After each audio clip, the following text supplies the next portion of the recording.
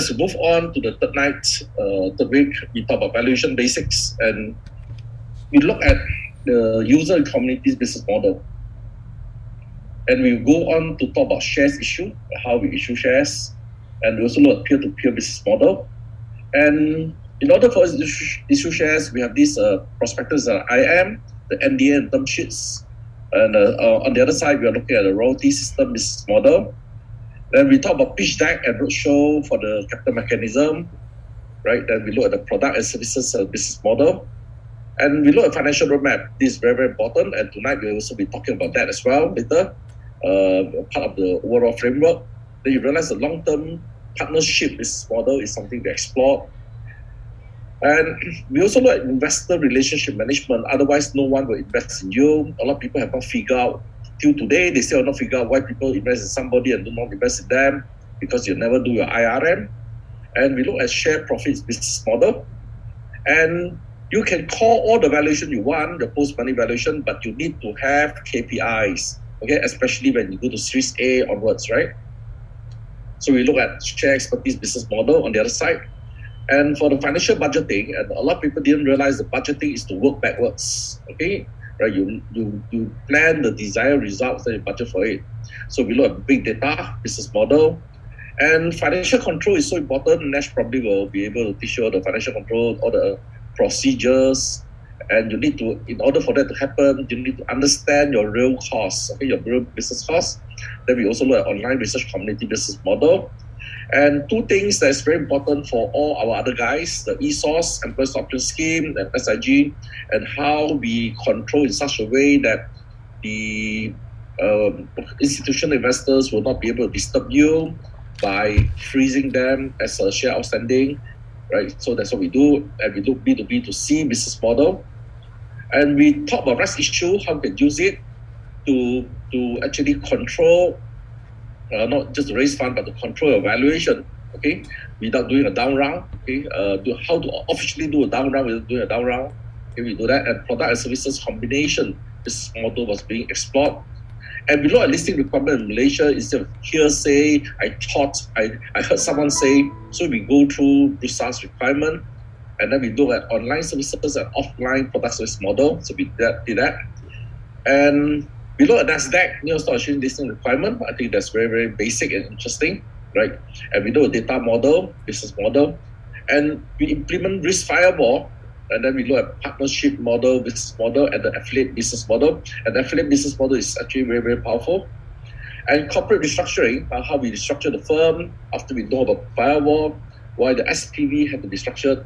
And we look at not-for-profit funding business model. And M&A, something very important for us, where the ikan bilis can eat the or the anchor can eat the whale, okay? So how the small guy can eat the big guy, and we look at money pool business model. That was very interesting. A lot of discussion on the day, right? And we look at franchise, okay, and we look at selling and renting big data, and joint venture. What's the difference between franchise and joint venture? That there's a lot of debate. And after all the guys understand joint venture, they realize how weak franchise has become, right? If you do not know joint ventures, then you can use franchise all you want. And we look at concierge MVP with the minimum viable product business model. Then investment portfolio, how we design portfolio and spin it off. And then we look at another very controversial consumer shareholder business model.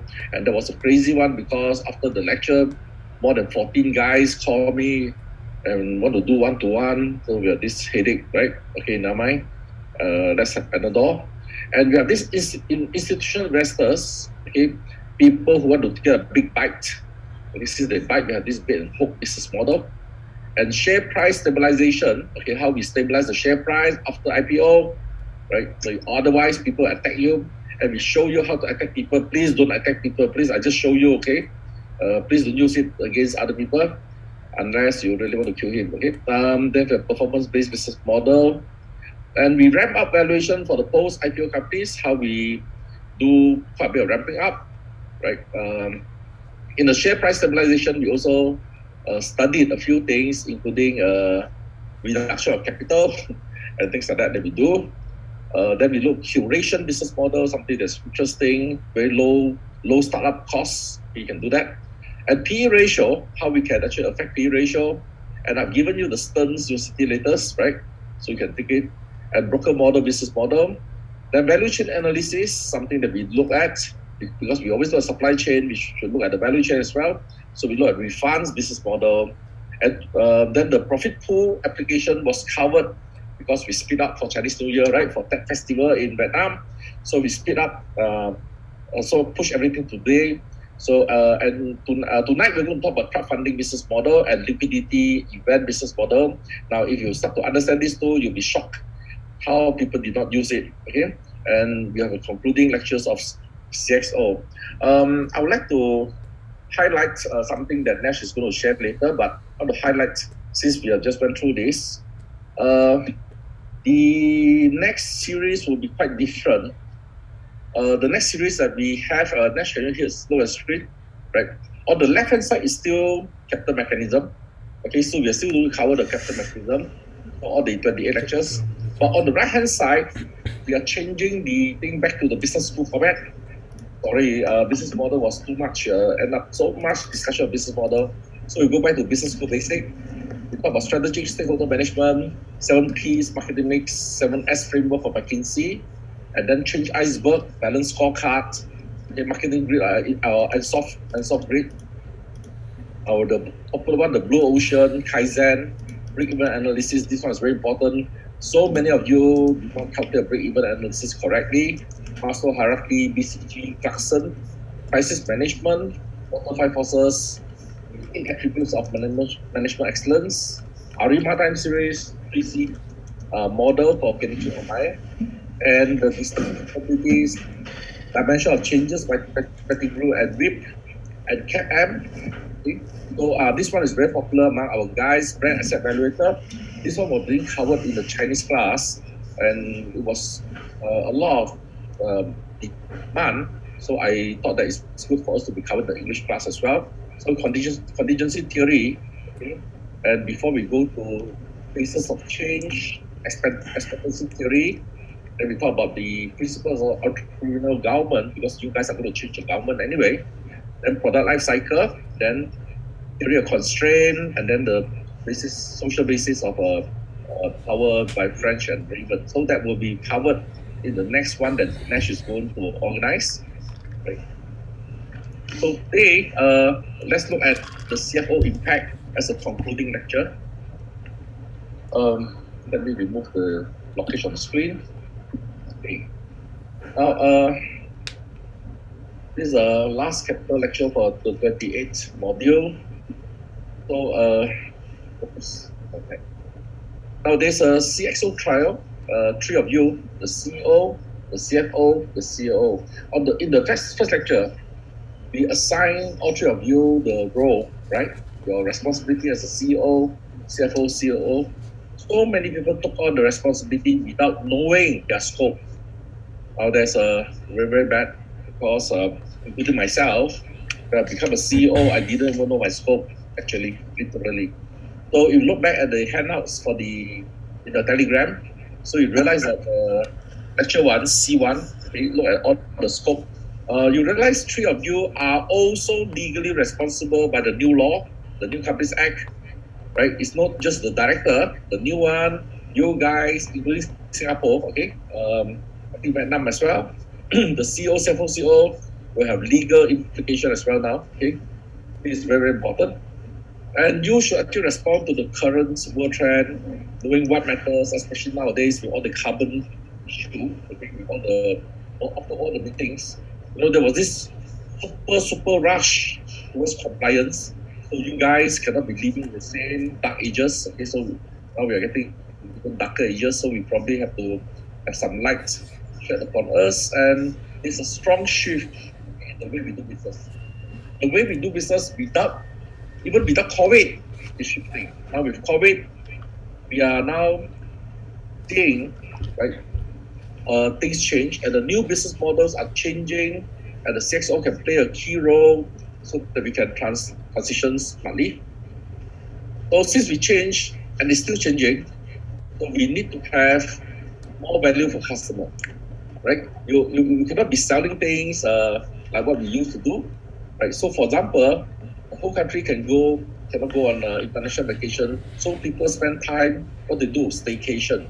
So suddenly you see Langkawi, you see the town, even Ritz-Carlton. The other day I went there, it was fully booked because people are trying to stay for hometown for your holiday, right?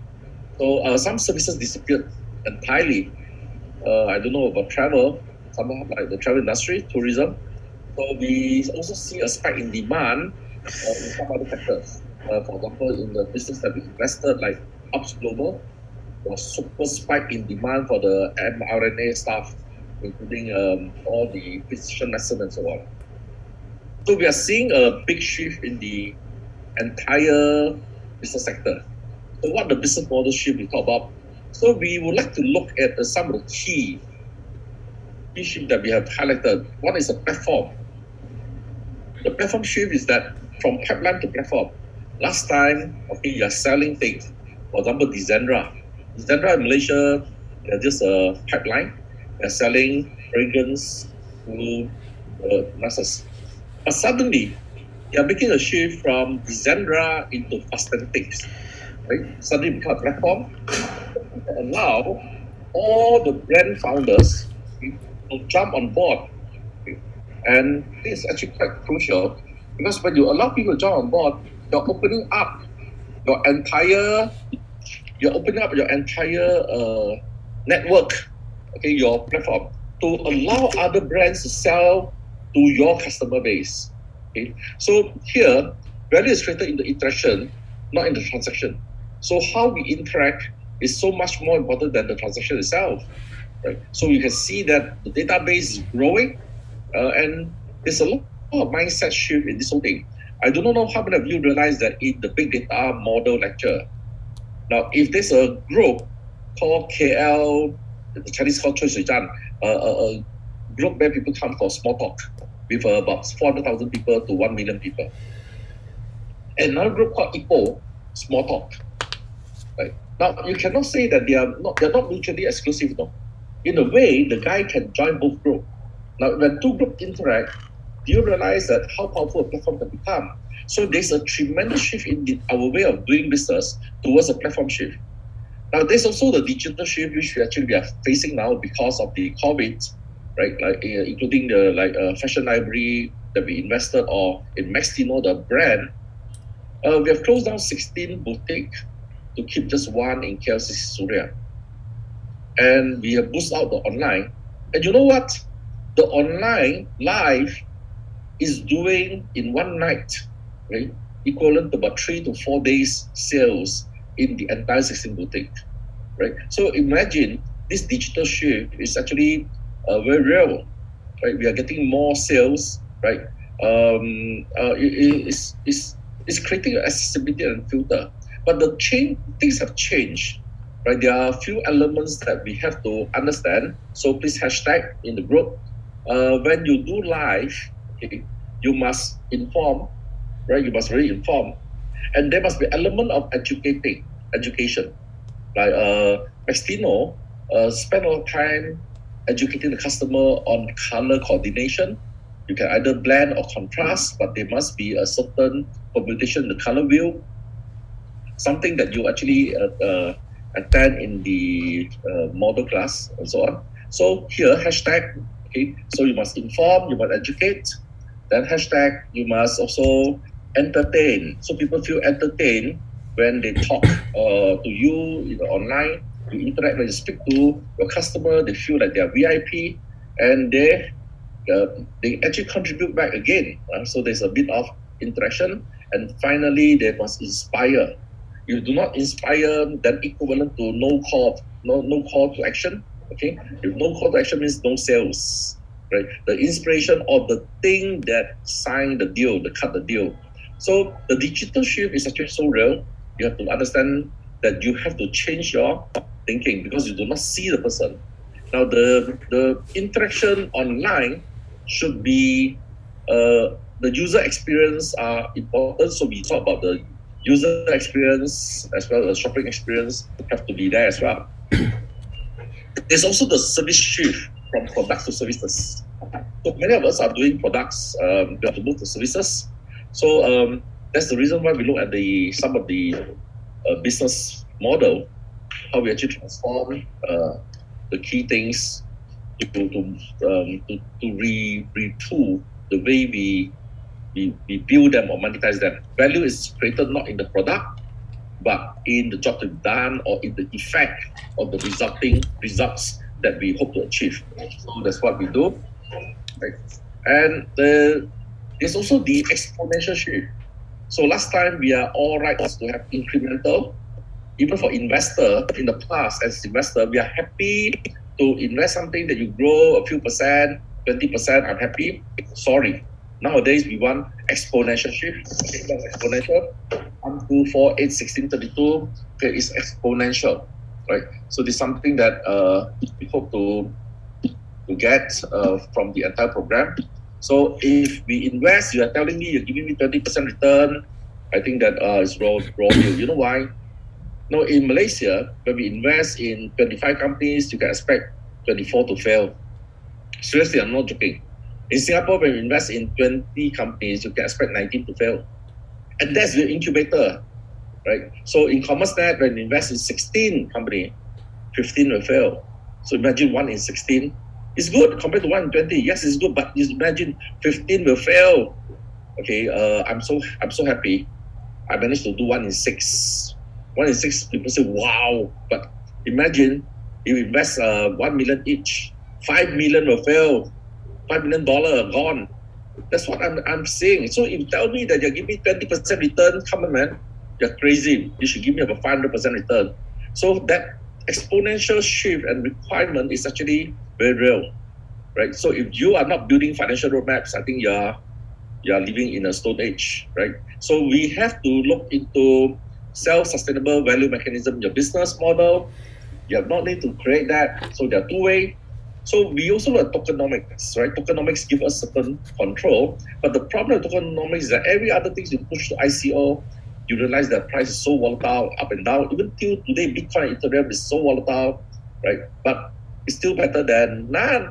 Because if you have been in the market like myself in 2020 February, you can just before the COVID, you can see how much it has went up. Why? Now the last time the thing that went up was because tokenomics or because of the ransomware. People had to pay ransom. Nowadays it's because there's no other choice. You cannot do anything, so you just go to the Bitcoin, Ethereum for investment. Okay, I think there's not even investment. I think they're gambling. That's why I'm concerned. Right? So you can see this exponential shift happening, not only on the equity part, you're seeing that happening on the tokenomics part. So exponential shift is happening real, and including today, look at the super big, the pharmacy, right? They are not opening one store at one time. They're opening in the cluster of store at one time. So you see exponential. Look at Thai Odyssey. Okay, the Thai Odyssey, the massage, from 40 to become 84 in a short span of time, right? So you can see that happening. You're no longer doing it slowly. Look at Mr. DIY, right? How fast they are growing. In fact, they are chasing tenants out of the old shops so that they come in. They're offering super high prices to get for the choice location. So we are seeing these sort of things happening. So it's happening both in the online world and the physical world. There's also the stakeholder shift. Now we spent about 4 lectures talking about stakeholder. The first one as a shareholder, right? And then there's also the stakeholder. Now, bear in mind, till today, a lot of us do not understand that, especially the counterparts. I just had a meeting with all these lawyers. I asked them who is the top guy in the firm. They told me it's the CEO. Man, I got blow my head. Right? Who's the top guy in the country? The people. Then you have this the parliamentarian or wakil rakyat, the representative of rakyat, okay? Or the member of parliaments and so on. They are representing the people, right? Right. Then only have executive. There's a third player, right? So we have this CEO, the management team is at the bottom down there, third, right? That's why we call them civil servant for the government side. Here they are supposed to build value for the shareholders, right? But you don't operate in vacuum. You have to build in context to the stakeholder. So one of the key things we saw in Fringy, when we bought the hotel in Fringy, so we are quite happy. We expect all the residents to feel happy to have a good hotel called Hilton DoubleTree there, right? That's what we expect, right? Yeah, they all like it. What happened? Now, every time now there's a wedding dinner, the residents will get upset because the way we park our cars, the hotel don't have enough car park. Right? So what do? They park all the way outside all the residents' space. They feel really upset. So the only way for us to interact with stakeholder, so simple. Buy them buffet, let them come to the hotel to eat buffet for free. Well, every year do it twice. They're so happy with you. I mean, Malaysia is funny. You get a buffet, they get happy, right? You buy 2 buffet, they become excited. So that's something you do. The stakeholdership is so real.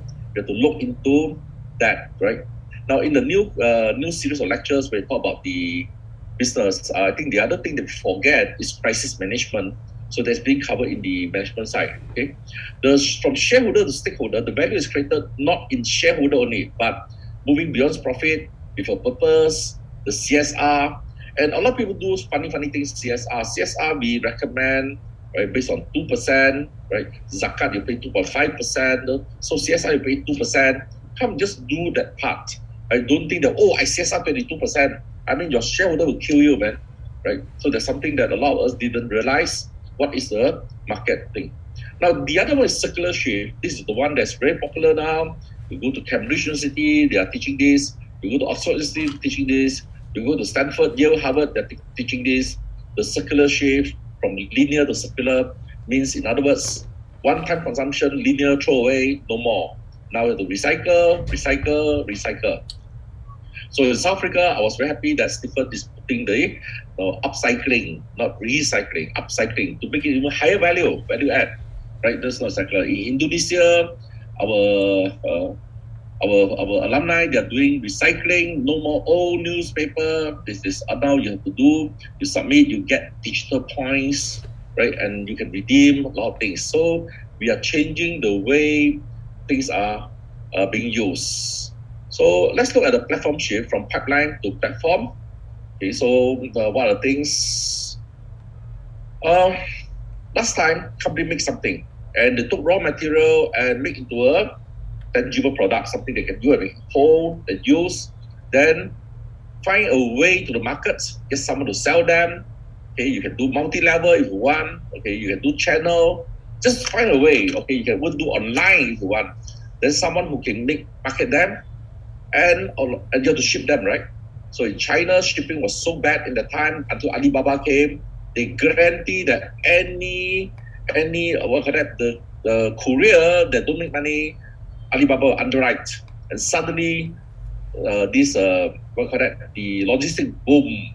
When I went to China in 1992, when I stationed in China all the way to 2014, is maybe 5 different world. Every 3 to 4 years is a different China. So the logistic is so good by 2013 that my student in Harbin called me in Guangzhou.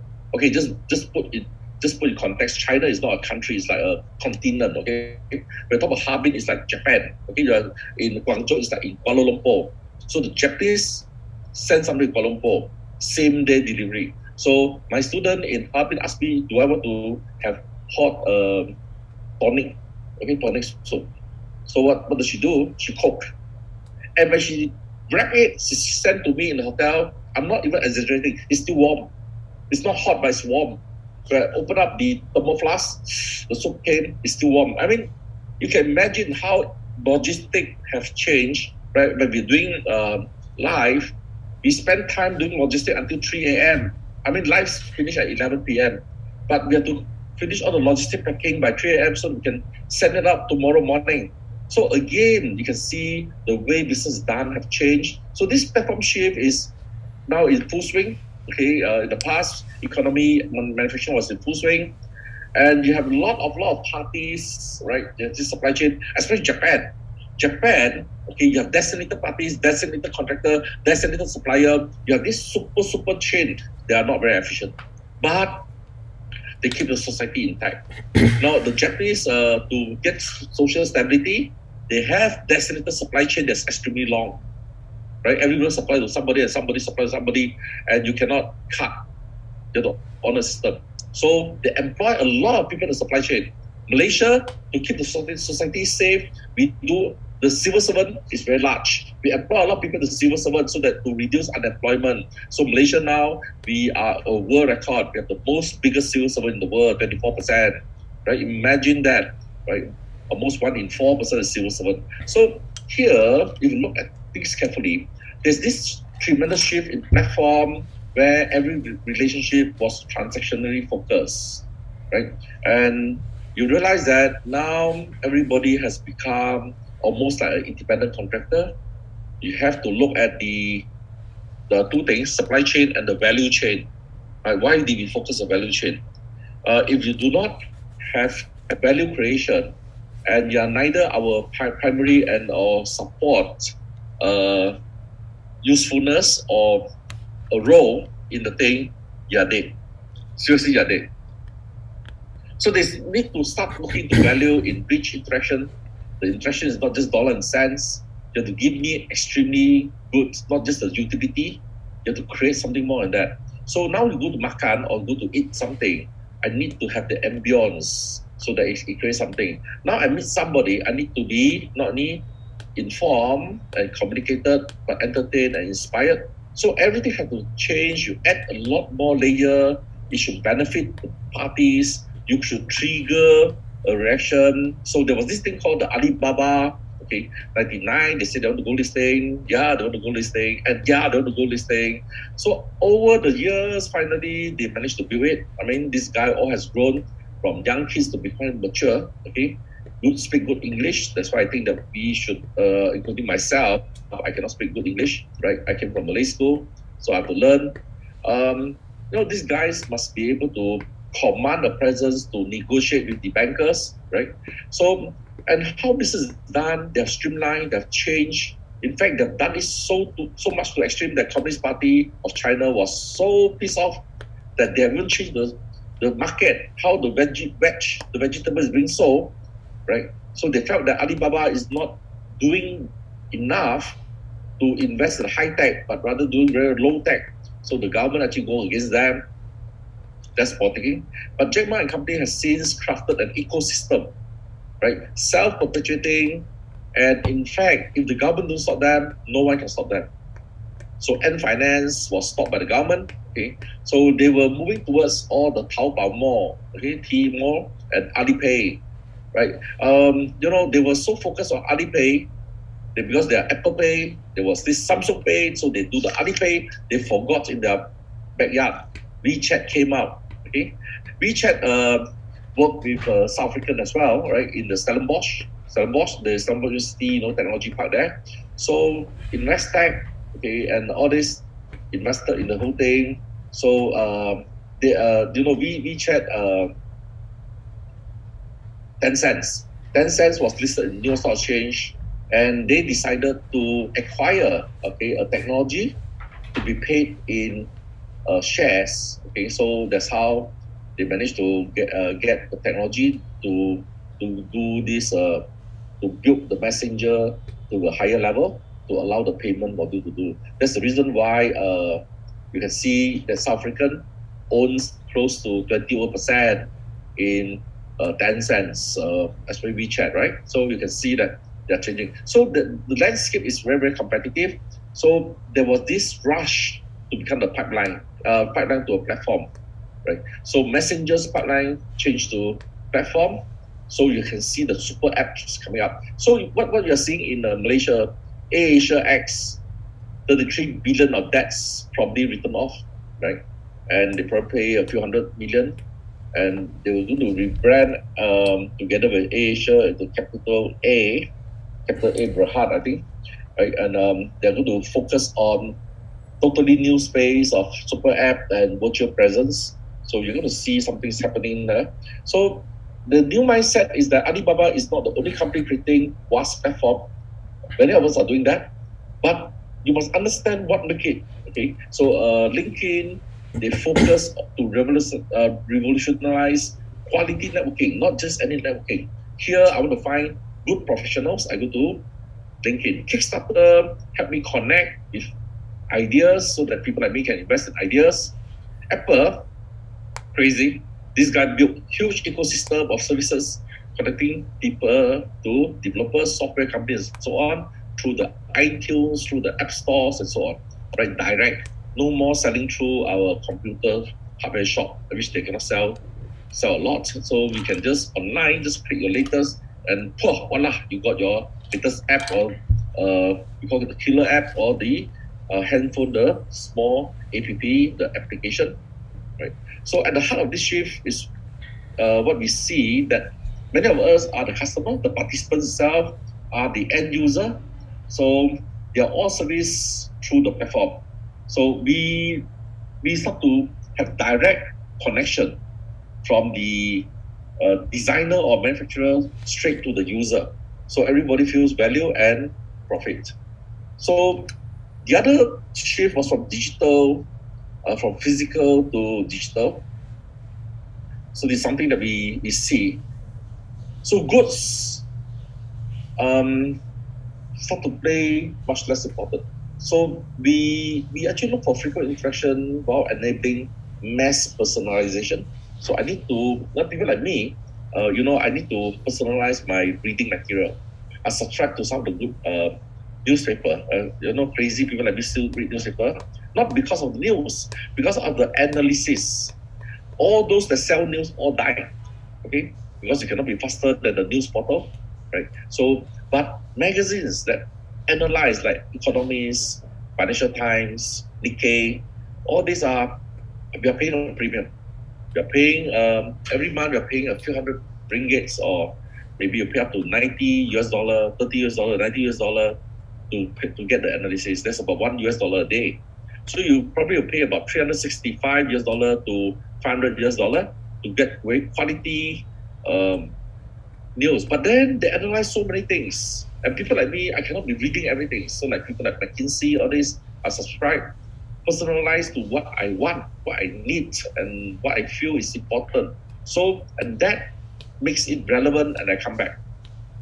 So when we look into personalization, so what to do? Maybe Paul, I don't know whether it's here. Paul probably will have to personalize his services. He's sending his car repair to my house to repair my car, right? But he probably knows that what car I drive, right? You must know customization. It's no good you send me a truck that can come to repair my car, and you don't carry the spare parts for my car, right? So you didn't have a spare part for the Rolls Royce or Bentley. Then how?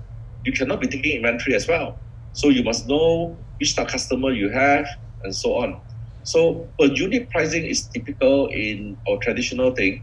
So now what is our traditional unit? Per pax, per hour, per lecture, okay, per use. So a lot of things will change, because in digital, right, we are no longer talking about physical model, but I can sell you utility, right, the end results. So you can see Adobe and the rest, they are doing the end results, right? So we are being paid based on the number of PDF that we actually create, rather than sell me a software as a product, okay? Although it's not physical. Last time it was physical, it's a box that I buy. Okay? So you can see that being physical doesn't mean that it does not incorporate any form of IT, right? So do we still sell physical stuff, or how do you transform physical to digital, right? Does not mean that you buy online, your food service online, does not mean the food will come digitally, it come through a logistic network. But then the cost structure will change. In the past, maybe 80%, 70% are in the physical goods, but the service component of that have taken up quite substantial in your food delivery, right? So they're complaining the food delivery is taking 30%, and the profit margin of the vendor was 15%. So you look at 45% came from the service base. Probably the food cost probably about 30% only.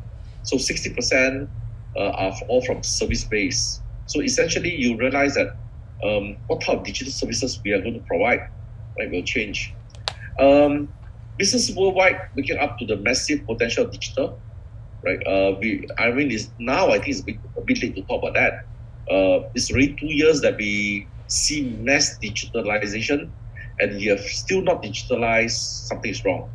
Maybe Henrik will tell you that digital is only one thing, but to build a service system, back end, right? That can help you fully digitalize.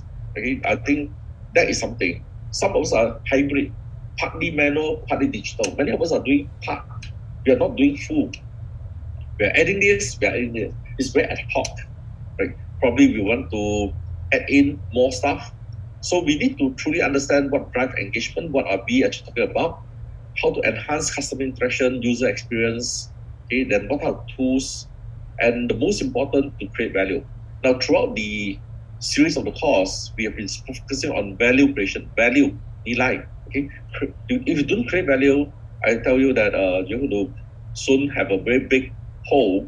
Right? You do not actually solve anything, then you're going to have a hike, and then soon the bubble will collapse. And thankfully, thanks to the intelligent AI that we have, many of the toolbox that grew will become easier, and more people jump on board. So look at this game, right? Fortnite. Every kid in the world play this. You know, we are looking at Playermon as well. You know, Playermon, Playermon, Player Monster is Pokemon like that. So you nowadays we change not only digital in-game currency, you play to earn. Nowadays you play to earn, right? Mama will give you $1,000 to buy things, token you play, and you get even more. You can cash out the tokens as well. So V-Bucks in the Fortnite was very popular. Player can customize their avatar to become the coolest player in the digital block. So they can buy new skin, dance, and more. And this has now grown into the space of metaverse, right? So I would think that one of the earlier, I think, more successful implementation of metaverse was Second Life. Okay, I don't know how many of you have played Second Life. But of course, they didn't monetize like metaverse try to do, but they themselves are creating the metaverse, and we sell new skin, dances, and more. And Nike selling the pair of shoe online as well into the world. So you can see suddenly the whole V-Bucks has become the entire eco chain. So the game actually remains itself to keep people coming back. So they'll create new things that become exciting for the kids. Okay, Fortnite needs a new mindset. Okay, we have to move away to embrace digital shift. Salesforce.com, okay, that was very powerful in the past. Nowadays, there are a lot to come to challenge that. It allows us to humanize the way we do business. So it focuses on a digital version of us, how we communicate, how we emphasize, how we do meetings, and so on. Duolingo allow gamify language to reach a new consumer markets. So now learning a language can also become a game, right? New York Times, we have digital content. People like myself, we subscribe to New York Times and so on. Last time it's Straits Times, now the New York Times. You can imagine, right? The Malaysian newspaper have no more value compared to a foreign newspaper who's far away. Not because it's good, it's because the way they analyze the news, which Malaysian newspaper do not analyze. So Singapore government make it mandatory that at least 4 days in a week, the Singapore Straits Times must focus on analysis. I talked to Sun before they close down that they should be doing analysis. And what do they say? We don't have enough analysts. Come on, we have to train. No one have enough. Everything in the digital world have to be trained. We have to create, right? From music video to games to music, we are seeing this mass personalization, okay? That if you can allow a mass personalization, you have a better chance. I'm looking at some of these multi-level companies. We are thinking of how to mass personalize things for their members. So you can see that the entire shift is going to happen. So there's a service shift from product to services. So in the past, we sell products. Now we are moving towards services. So in this business model, new product features are needed to demonstrate their superiority over the last version. Okay? Every new version that comes must change. And the service shift takes a broader view. Okay? Essentially, the emphasis is not on the product, but the purpose. Okay? What do you use the product for? Okay? So you have to move as something as a services. Okay? Maybe education as a services. Now, this is especially powerful if you can answer the pain point and so on. Now, last time you engage a tutor, okay, as a tuition guy. So my tutor, my T, MY, capital T, my tutor. So you can see my tutor as a company in Malaysia. Before the COVID, they probably have 200 tutors and maybe 2,000 students. And this COVID, boom, they are handling about few thousand tutors now and serving a larger community. But how do you subscribe?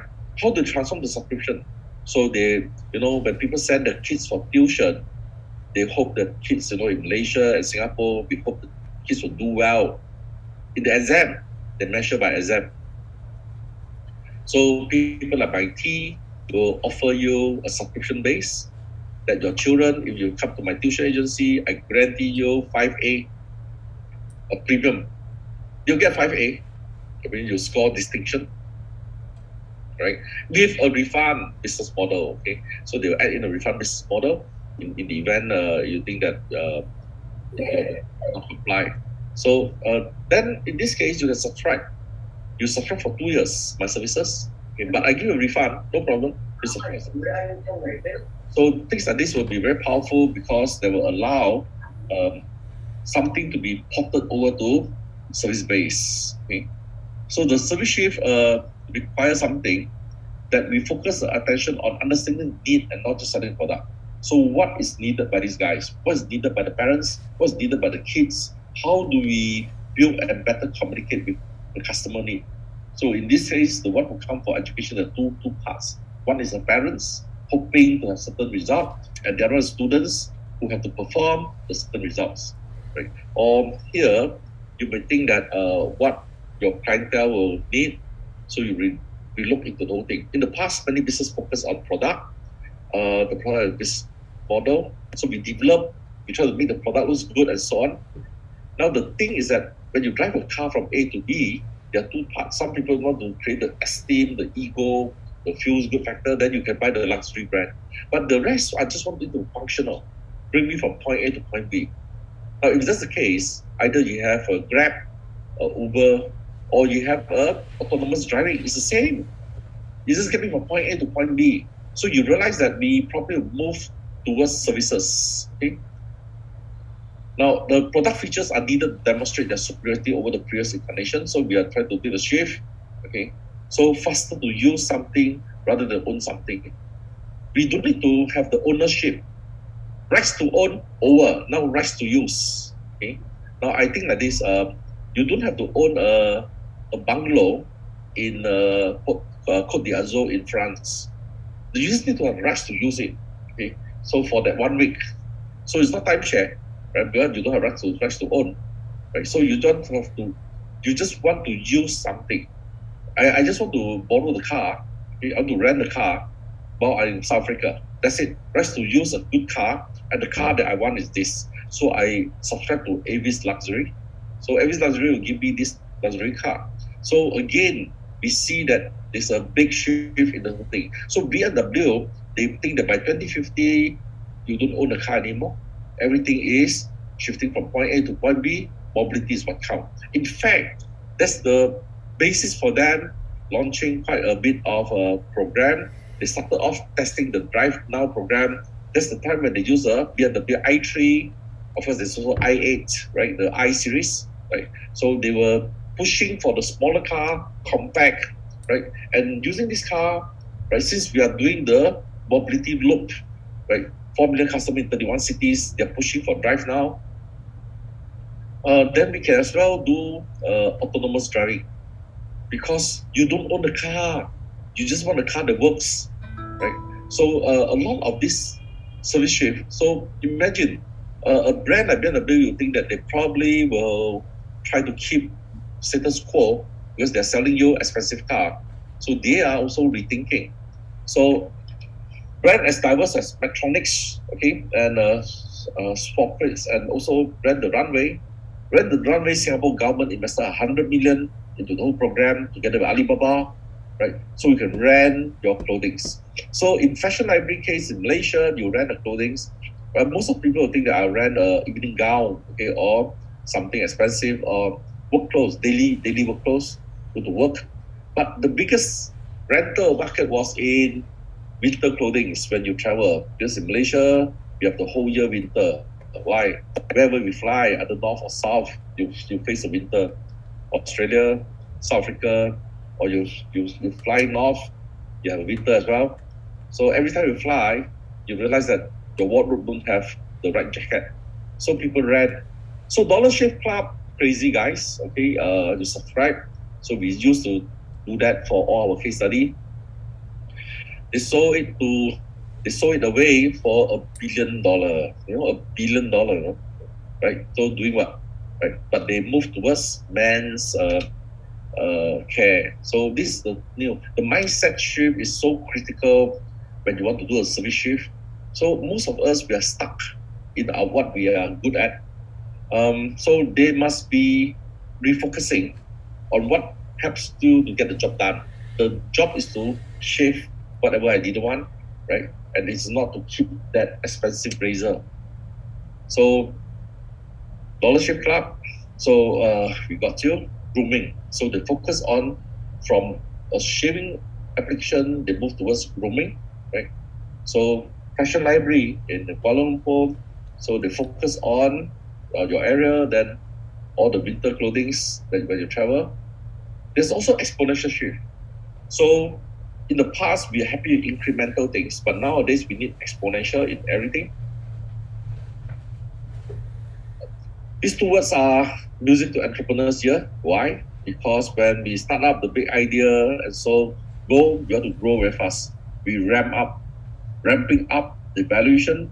Ramp up is in the movie we call ramp it. That's the word from Mark, ramp it, come from ramp it. So we ramp up our valuation, right? Because when you call a valuation, you have to ramp up your KPI, right? So when we ramp up, we don't ramp up normally, we ramp up exponentially. So after your proof of concept, POC, hashtag POC, right? Then you look at your MVP, minimum viable product. Then we do the proof of concept. Now that's the time the normal human being, your co-founders, your friends, family fools, the angels, all can help you quite a bit. But as you go on, you realize that when we ramp up, now there are two problems with ramping up. From the previous lecture, we talked about the profit pool. A baby, when you scale it up, you keep the same proportion, you collapse, right? So you realize that when you have more than 20 outlets, the way you ramp up may cause your margin to totally collapse, right? And when margin collapse, what do? You go deep, you don't go wider and wider and wider. Hashtag, when margin collapse, you go deeper. So this is something that happened. So here, when we need to ramp up, we need to have enough capital for that ramping up. So what we do exponential in the financial roadmap. But similarly for your market mechanism, okay? So we also have to build the ramping up. So exponential business model has the eye set firmly on changes. It cannot be same, right? It can be a regional scale, can be global scale, and you realize that there's a lot upside when you change. You can change the world, you move towards maybe you add in some reason, something that you feel the philosophical part of that, so that you have a more sense of pride and you feel that there's a sense of reason why you're doing something like that. So exponential shift, as SpaceX, right? So how many of you realize that this guy, okay, Elon Musk and so on, together even the Richard Branson, Virgin also doing that, right? And Jeff Bezos also do that. So we see that all the billionaires are trying to capture this. Why? Because of NASA.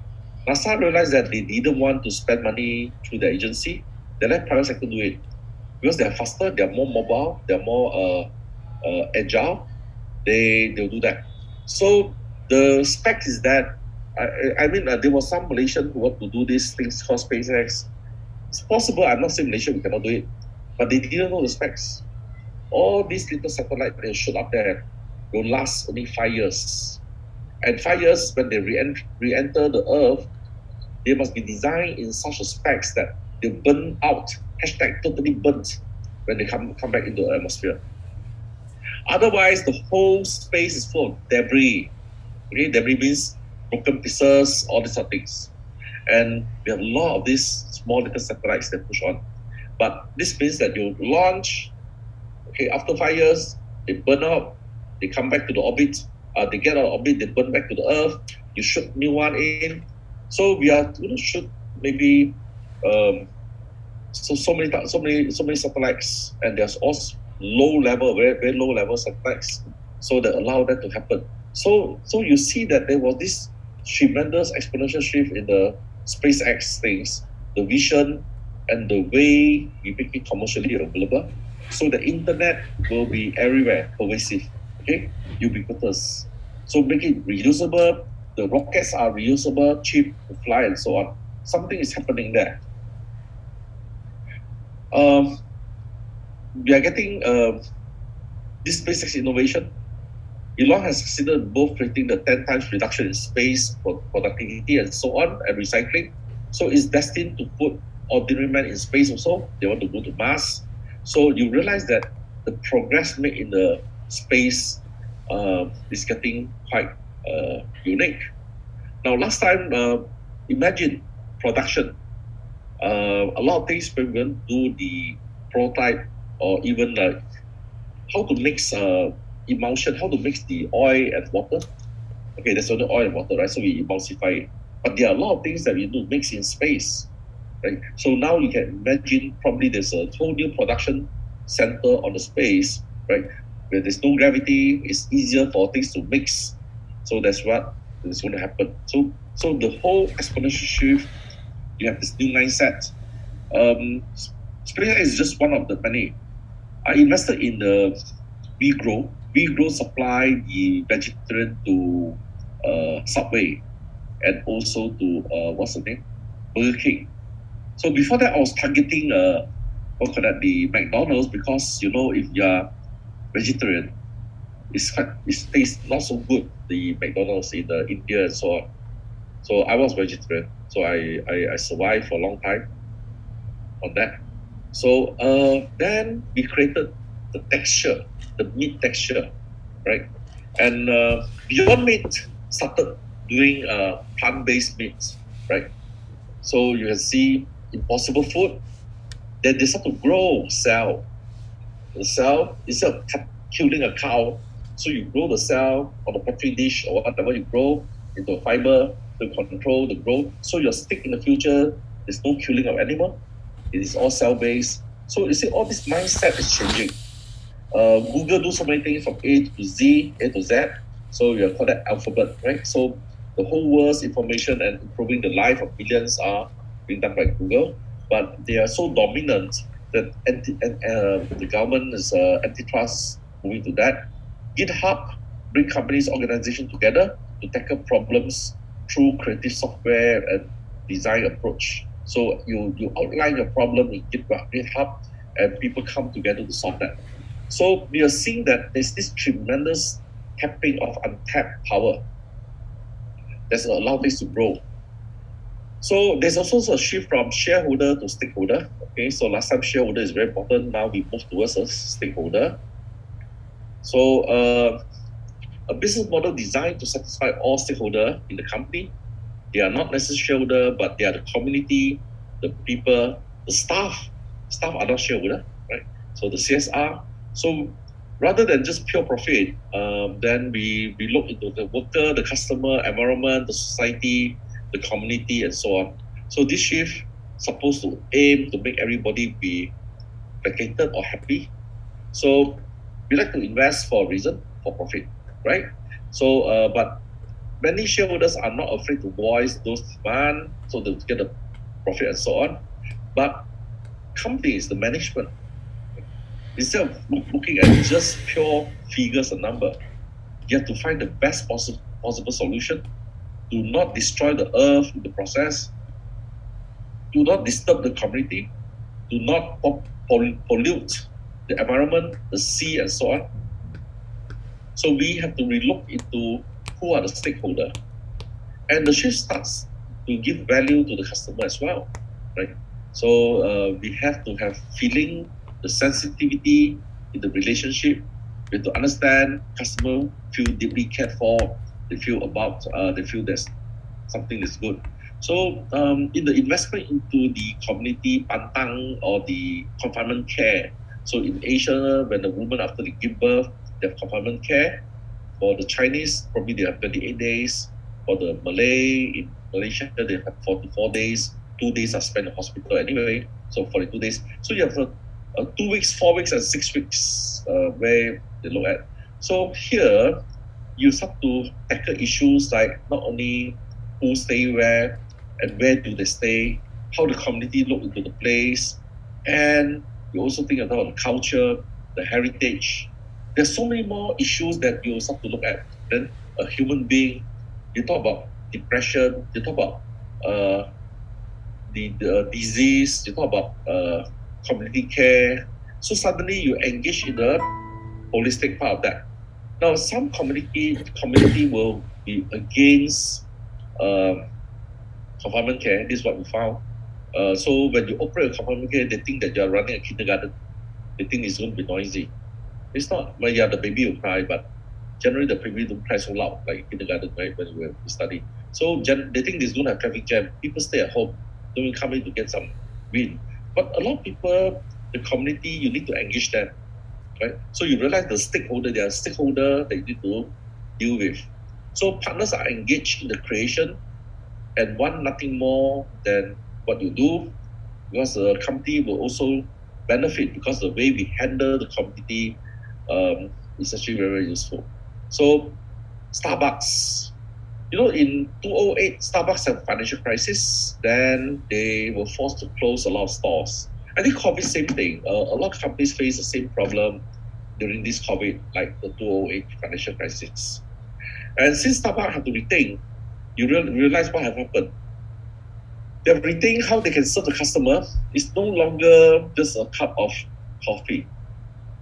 Now you can see all the Starbucks, the new one, from Thailand from the Thai airport to even the one at the Tropicana Mall, all are changed, different design, different look and feel. Okay, the coffee tastes the same, but how we can serve the people, and you don't come to Starbucks for a cup of coffee. You come there to be my alternative office to work, okay, to interact, to meet, and so on. Suddenly, the Starbucks idea, and they ask the customer to give their feedback, a voice. Right? Suddenly, you engage not just your staff or your consultant or your top management. You are suddenly a customer a chance to design what they think of your thing. So there are a lot of feedback loop that allow customer to know to be part of that one who form the end result. So Starbucks took this idea and started testing and incorporating 100 ideas, and it worked. So coffee and farmers equity, so they also start to reward. So in the profit pool model, we have seen that each have this profit concentration and revenue concentration. So you realize the farmer are getting very thin revenue concentration and very thin profit concentration. So what do? You do an initiative to ensure the farmer also get enough margin. So the new mindset, including Unilever, okay, so they aim for carbon neutral future. Tom Shoes, okay, you give away $1 for every $3 they make. So they're giving 33% for every pair of shoes that was sold. Tony's Chocolonely, okay, so they want to fight against exploiting human being. So one chocolate bar at one time. Maybe Lavas probably should think of something like that. So the mindset shift require us to look at real change for those involved and for our community. So everyone needs to benefit from the whole thing. Then there's this thing called circular shift. Well, everywhere on the beach, what do you see? When you finish using your mask, please remove all these what call that, the band, okay, pull it out. Otherwise, you're going to choke all these creature in the sea, right? And you're seeing all this thing being washed up already is washing up all over the beaches all over the world. I don't know why human being cannot live a bit cleaner. That's what we see. So they're also floating everywhere, debris. Now we are going to have a lot of debris, not only in space, but the sea. We have seen lots of lot of debris. So do something to clean up your site. So in Singapore, the government is every drain will have this. Need to shut the sound system first. This mute your system. So many people unmute. Peter, you may have to switch on the mute again because you have to translate. So I've muted everybody. Okay. So here the circular shift from linear to circular is important. So traditional economy has a limit to grow because we use up material, okay, and they become waste. So for that reason, I thought that upcycling is so important, not just recycling. So you create more value. So people that build something around this, what goes around comes around. Businesses who genuinely aim to combat the environment problem. So we have to close the loop.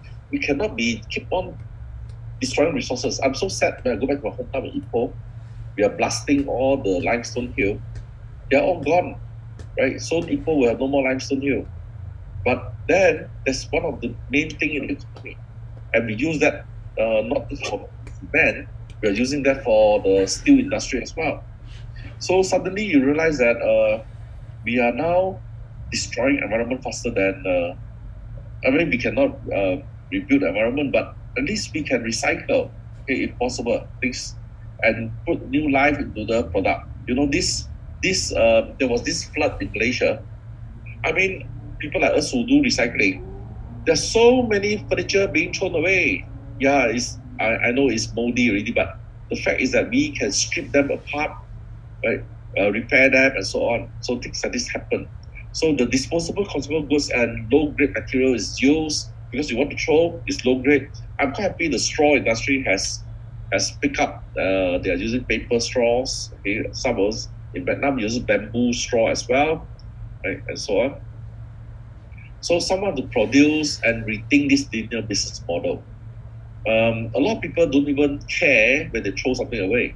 So we have to rethink, okay, especially how much energy is used to produce something and how much we are actually wasting and throw away.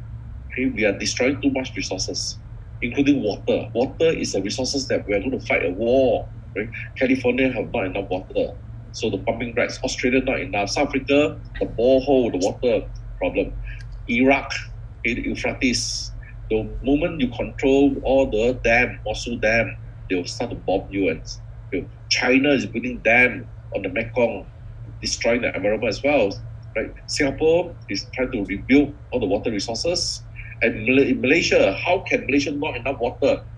Sometimes we have this flood, sometimes no water. Come on, man. So it is about us, right? How we actually take care of the resources. Now, in Cape Town, we hit day zero. No, it's no more water. Imagine that. Penang, Malacca Dam, no more water. How can that be? In a country like Malaysia, we have no water. So these are things happening. So maybe we have to rethink how the circular shift will have to happen. So we close the resource loop by reducing waste and lower environmental footprint. So if possible, go for zero footprint, right? Architects like myself, when we design on the buildings, the roof and the things that we cover must be bigger, for me, must be bigger than the land size. So we have additional footprint of green footprint, something like that. So climate change is something that we look at. We want something bigger. So let's look at Mastino. Mastino, all their clothing are built to last. The moment you buy a Mastino, you realize the cloth is very good. It's a Malaysian clothing company. They sell very top quality workwear, right? They're going to launch the Muslim friendly wear soon, okay, but very trendy, right? So they're doing something like that. But here, Mastino repair and recycle customers' clothing, okay, and maybe Second Life and Reborn, something like this that can be sold again, right? They repair and the repair plant to make them easier. Okay, they clean it up, good as new. Okay, pre-love, pre-owned, okay, called Reborn Second Life, and they are aware of the negative impact of clothing company. one of some of the biggest waste contributor are from the uh, fast fashion. Okay, fast fashion is a big problem, but fast fashion is big. Look at Uniqlo, look at the Zara. All these are world class. They are big, huge. Right? We have not seen anyone stop wearing clothes now. I haven't seen anyone naked yet. But the fact is that clothing industry will still be there. It's matter of where you buy, who sell, and how to recycle them. Okay. So Rappel, okay, this Indonesia. So Rappel, this one Nash and myself invested as well, and inorganic waste. Okay, so how do you do? It's your old newspaper, the junk, all these other things.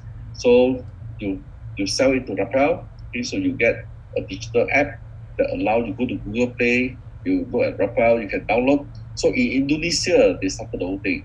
So they're thinking of going all over ASEAN. I think that maybe South African friends can also connect with Nash to see how we can work Rappel into the African continent as well. I think India as well. Those of you from India probably should look at that as well. MRO, maintenance repair operation. This is by Gopinath Subramaniam, and also by Terry Pang. So what do? They want to repair all the furnitures, and they want to all your furniture that you throw away. You buy a computer chair, the leg broke, just one leg broke. Okay, just one, what call that? The wheel broke, and the whole thing is rendered useless, right? Right? There's this sort of cheap chairs from China. So what do? They want to rebuild the whole thing, your table, your chair, your cupboards. Okay, so how they rebuild all the old furnitures, your leather, all these things. So they build the maintenance repair operation, not just in the oil and gas, not just in the helicopter and so on. They're doing the maintenance repair operation for normal people like you and me. So this is what they are doing. So for us, CXO, we have to understand there's a big business shift. So all this big one, the 6 fundamental shift that we saw has become really important.